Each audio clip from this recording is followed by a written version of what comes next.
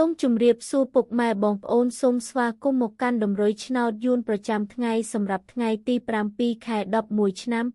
2025 Admin ក៏មានតម្រុយឆ្នោតពិសេសនិងល្អៗសម្រាប់ចែកជូនពុកម៉ែបងប្អូនផងដែរសូមបងប្អូនជួយចុច like និងជាវម្នាក់មួយផង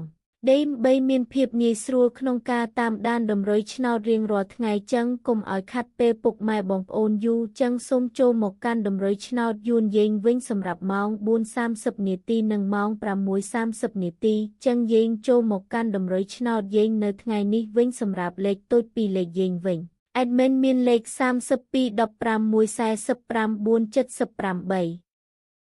សម្រាប់លេខពិសេស3លេខយើងវិញAdminក៏មានលេខ780គុណនិងលេខ